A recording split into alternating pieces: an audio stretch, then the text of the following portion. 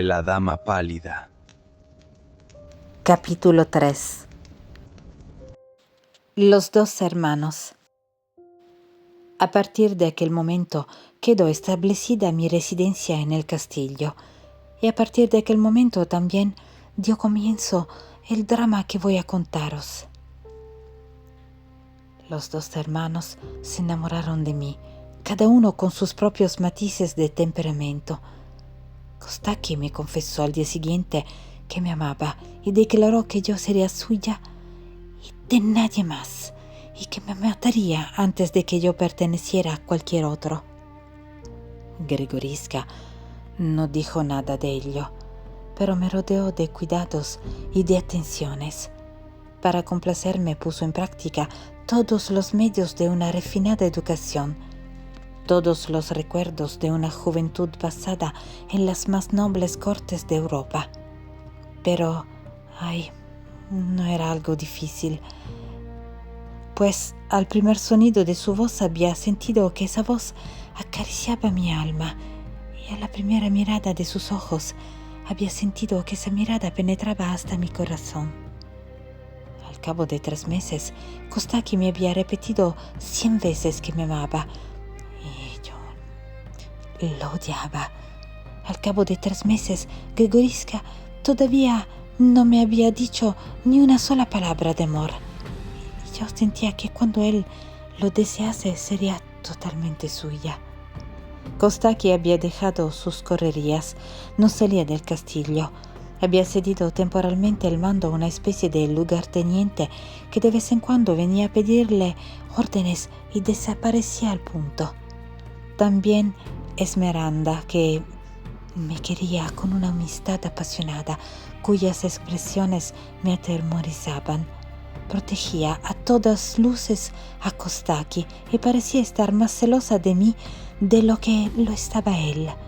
Pero como no entendía ni el polaco ni el francés y yo no comprendía el moldavo, no tenía forma de abogar ante mí en favor de su hijo.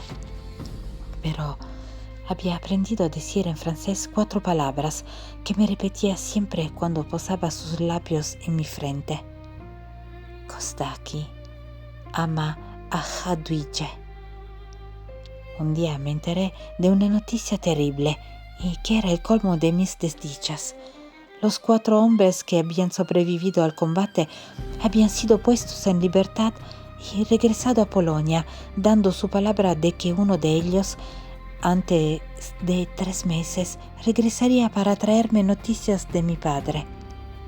Y efectivamente una mañana reapareció uno de ellos. Nuestro castillo había sido tomado, incendiado y arrasado, y mi padre había encontrado la muerte defendiéndolo. En adelante estaba sola en el mundo. Kostaki redobló sus insinuaciones y Esmeralda su afecto, pero esta vez aduje como pretexto mi luto por mi padre. Kostaki insistió diciendo que cuando más sola me encontraba, tanto más necesidad tenía de apoyo, y su madre insistió como él y con él, más incluso que él. Grigoriska me había hablado de dominio de sí mismos que tienen los moldavos cuando no quieren que otros lean en sus sentimientos. Él era un vivo ejemplo de ello. Era imposible estar más segura del amor de un hombre de lo que yo estaba del suyo. Y sin embargo, si alguien me hubiera preguntado en qué basaba mi certeza, me habría sido imposible decirlo. Nadie en el castillo había visto nunca que su mano tocara la mía o que sus ojos buscaran los míos. Tan solo los celos podían hacer tomar conciencia a Kostaki acerca de esta rivalidad, como solo mi amor podía hacerme tomar conciencia de este amor. Sin embargo, lo confieso, me inquietaba mucho ese dominio de sí de Grigoriska. Yo confiaba en él, pero no era suficiente. Necesitaba estar convencida. Cuando he aquí que una noche, justo cuando acababa de volver a mi aposento, oí llamar suavemente a una de las 2 puertas, que, como ya he indicado, cerraban por dentro. Por la manera de llamar adiviné que era una llamada amiga. Me acerqué y pregunté quién era. Grigoriska, Contestó una voz cuyo acento no podía engañarme. ¿Qué queréis de mí? Le pregunté temblando como una hoja. Si confiáis en mí, si me creéis hombre de honor, aceptad una petición mía. ¿Cuál? Apagad la luz como si os hubierais acostado y de aquí a media hora abridme esta puerta. Volved en media hora, me limité a responder. Apagué la luz y esperé. El corazón me palpitaba con violencia, pues comprendía que se trataba de un hecho importante. Pasó la media hora. Oí llamar más suavemente aún que la primera vez. Durante el intervalo había descorrido el cerrojo. No me quedaba, pues, sino abrir la puerta. Entró Gregorisca y sin esperar a que me lo pidiera, cerré la puerta tras él y eché el cerrojo. Él permaneció un momento mudo e inmóvil, imponiéndome silencio con una indicación. Luego, una vez que se hubo asegurado de que no nos amenazaba peligro alguno por el momento, me llevó al centro del amplio aposento y sintiendo por mi temblor que no podría sostenerme en pie, fue a buscar una silla. Me senté, mejor dicho, me dejé caer sobre el asiento. Dios mío, ¿qué sucede? ¿Y por qué tantas precauciones? Porque mi vida, lo que no sería nada, y acaso también la vuestra, dependen de la conversación que vamos a tener. Le tomé de una mano toda asustada. Él se la llevó a los labios, mientras me miraba como si quisiera excusarse por semejante audacia. Yo bajé los ojos, lo que era una forma de consentir. Con su voz melodiosa como un canto me dijo: Os amo. ¿Me amáis vos? Sí, ¿Y aceptaríais ser mi mujer? sí. Se llevó la mano a la frente con una profunda aspiración de felicidad. Entonces, ¿no os negaréis a seguirme? Os seguiré a donde sea. Así que comprendéis que no podemos ser felices si no es huyendo de aquí. Sí, huyamos. Silencio, silencio. Tenéis razón. Y yo me acerqué a él temblando. He aquí lo que he hecho. He aquí porque he estado tanto tiempo sin confesaros que os amaba. Es que quería, una vez que estuviera seguro de vuestro amor, que nada pudiera oponerse a nuestra unión. Yo soy rico, querida Jadwige, inmensamente rico, pero la manera de los señores moldavos. Rico en tierras, en rebaños, en siervos. Pues, bien, he vendido por 1 millón tierras, rebaños y campesinos al monasterio de Ango. Me han dado por todo ello 300.000 francos y muchas piedras preciosas. 100.000 francos en oro y el resto en letras de cambio pagaderas en Viena. Os bastará con 1 millón. Le apreté la mano. Me hubiera bastado con vuestro amor, Gregorisca. Así que juzgad vos mismo. Pues bien, escuchad. Mañana iré al monasterio de Ango para tomar mis últimas disposiciones con el superior. Este me tiene preparados unos caballos que nos esperarán a partir de las 9 de la mañana, ocultos a 100 pasos del castillo. Después de la cena subiréis de nuevo igual que hoy a vuestro aposento. Apagaréis la luz y como hoy yo entraré. Pero mañana, en lugar de salir solo de aquí, me seguiréis vos, saldremos por la puerta que da a los campos, iremos a por los caballos, montaremos en ellos, y pasado mañana por la mañana habremos hecho 30 leguas. ¿Por qué no será ya pasado mañana? Querida Jadwige, Gregorisca me estrechó contra su corazón y nuestros labios se encontraron. Oh, bien que lo había dicho él. Había abierto la puerta de mi aposento a un hombre de honor, pero él comprendió perfectamente que, si no le pertenecía de cuerpo, le pertenecía de alma. Pasó la noche sin que pudiera pegar ojo ni un instante. Me veía huyendo con Grigorisca. Me sentía transportada por él como lo había sido ya por Kostaki.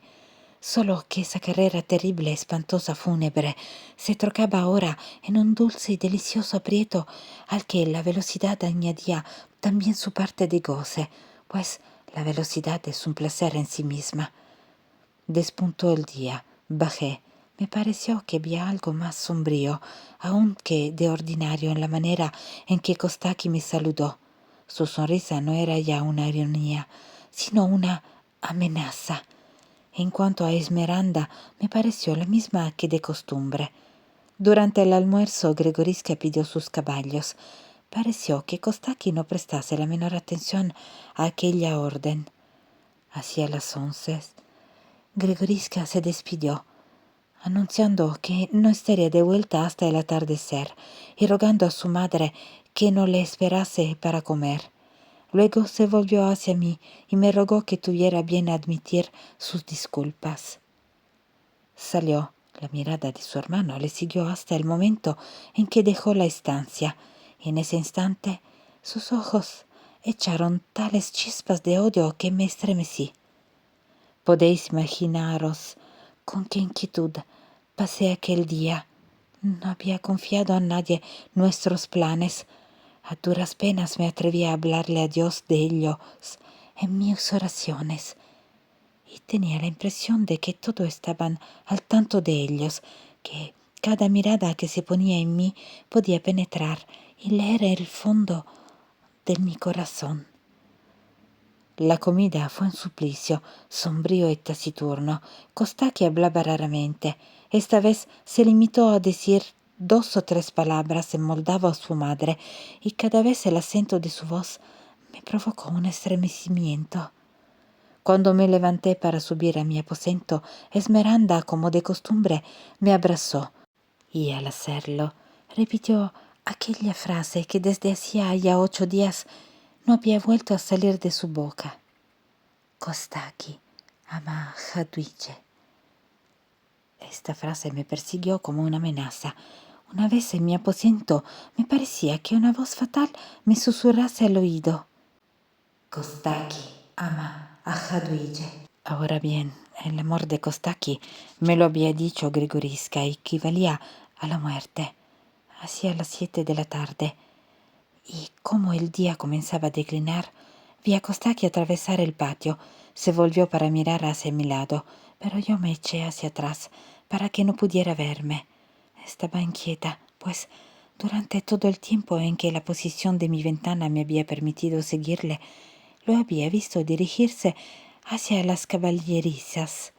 Me aventuré a descorrer el cerrojo de mi puerta y deslizarme hacia la habitación contigua, desde donde podría ver todo lo que hiciese. En efecto, se dirigía a las caballerizas. Entonces hizo salir él mismo a su caballo favorito, lo ensilló personalmente y, con el esmero de un hombre que concede la mayor importancia a los menores detalles, vestía el mismo traje con el que lo había conocido la primera vez, solo que por toda arma llevaba su alfanje.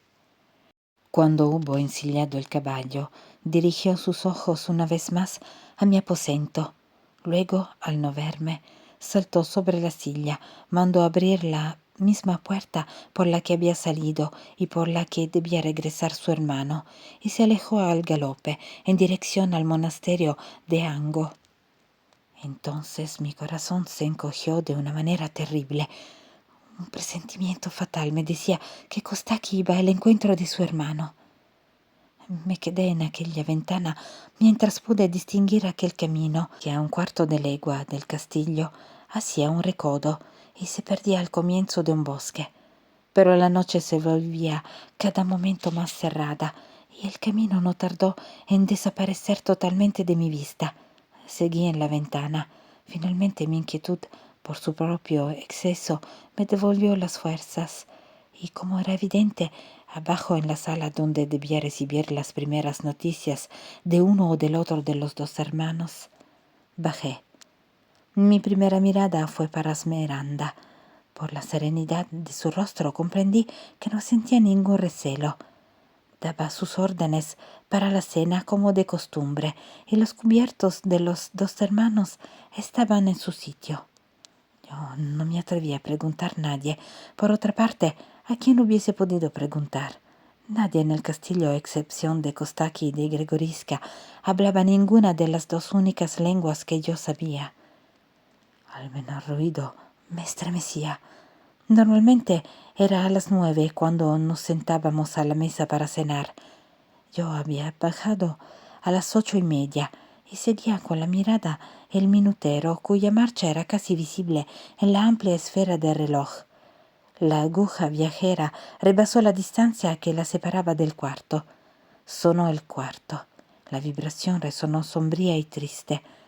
Luego la aguja retomó su marcha silenciosa y la vi recorrer de nuevo la distancia con la regularidad y la lentitud de una punta de compás.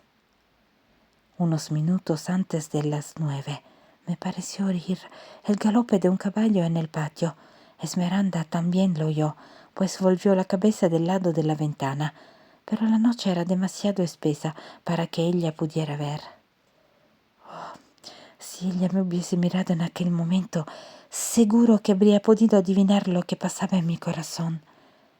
No se había oído más que el trote de un único caballo, y era muy simple. Ya sabía perfectamente que no regresaría más que un solo jinete.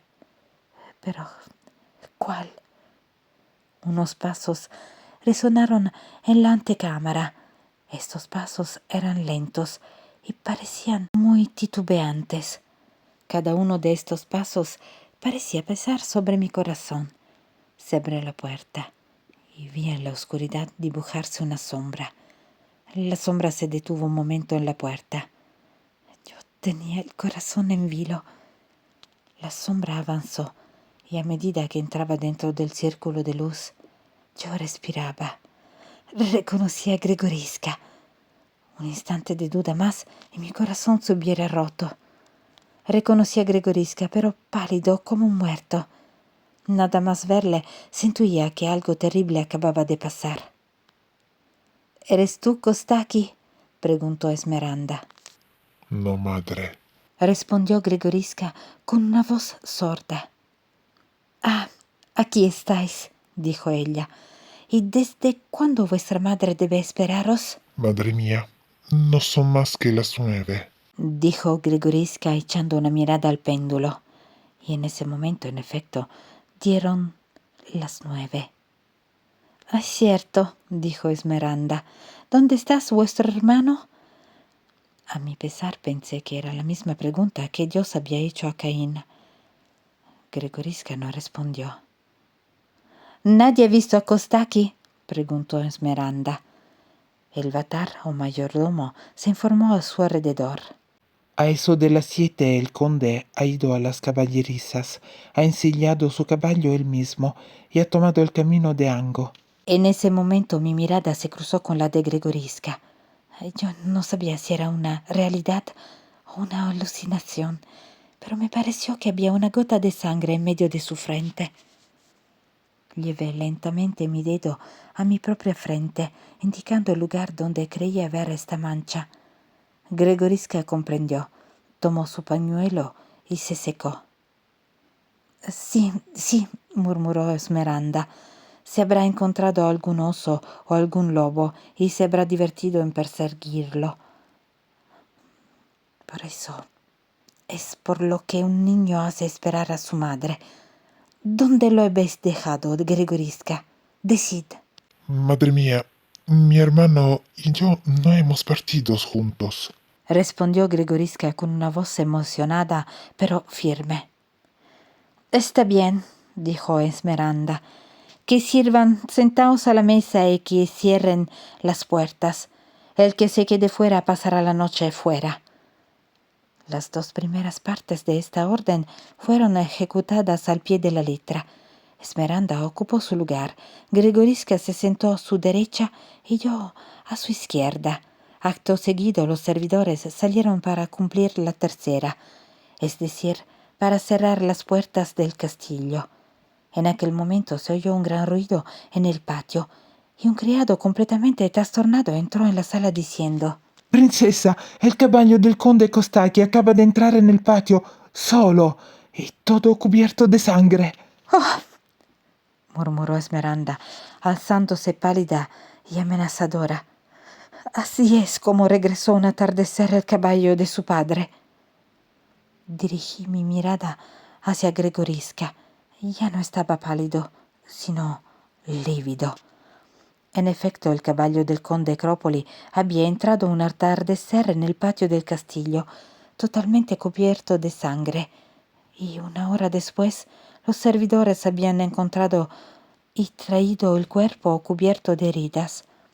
Esmeralda tomó una antorcha de las manos de uno de los criados, avanzó hacia la puerta, la abrió y bajó el patio. El caballo, totalmente espantado, era refrenado a su pesar por 3 o 4 servidores que unían sus esfuerzos para apaciguarlo.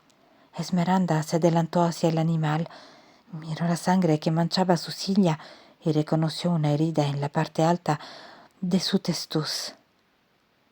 Kostaki ha muerto de frente, en duelo, y por la mano de un solo enemigo. Buscad su cuerpo, hijos míos. Más tarde buscaremos a su asesino. Como el caballo había regresado por la puerta de Ango, todos los servidores se precipitaron por aquella puerta y se vio perderse por los campos, sus antorchas e internarse en el bosque, igual que en un bonito atardecer de verano se ve resplandecer las luciérnagas en las llanuras de Niza y de Pisa. Esmeralda, como si estuviese convencida de que la marcha no sería larga, esperó de pie en la puerta. Ni una lágrima corría de los ojos de esta madre desolada, y sin embargo se sentía rugir la desesperación en el fondo de su corazón. Gregorisca permanecía detrás de ella, y yo estaba cerca de Gregorisca. Al abandonar la sala hizo un amago de ofrecerme el brazo, pero no se atrevió. Al cabo de un cuarto de hora aproximadamente, se vio por un recodo del camino reaparecer una antorcha, luego 2, y acto seguido todas las demás. Solo que esta vez, en lugar de dispersarse por los campos, estaban agrupadas en torno a un centro común. Pronto pudo verse que este centro común se componía de unas parihuelas y de un hombre tendido sobre ellas. El fúnebre cortejo avanzaba lentamente, pero avanzaba. Al cabo de 10 minutos estuvo ante la puerta. Al ver a la madre viva que esperaba al hijo muerto, los que lo portaban se descubrieron instintivamente. Luego entraron silenciosos en el patio. Esmeralda echó a andar tras ellos, y nosotros seguimos a Esmeralda. Se llegó así a la gran sala en la que fue depositado el cuerpo. Entonces, haciendo un gesto de suprema majestad, Esmeralda mandó apartarse a todo el mundo, y acercándose al cadáver, hincó una rodilla en tierra delante de él, apartó los cabellos que velaban su rostro, lo contempló largamente, con los ojos secos en todo momento. Luego, abriendo la casaca moldava, apartó la camisa manchada de sangre. La herida estaba en el lado derecho del pecho. Debía de haber sido hecha por una hoja recta y de doble filo. Me acordé de que había visto ese mismo día, en el costado de Gregorisca, el largo cuchillo de caza que servía de bayoneta a su carabina. Busqué esta arma en su costado, pero había desaparecido. Esmeralda pidió agua, empapó su pañuelo en ella y lavó la herida.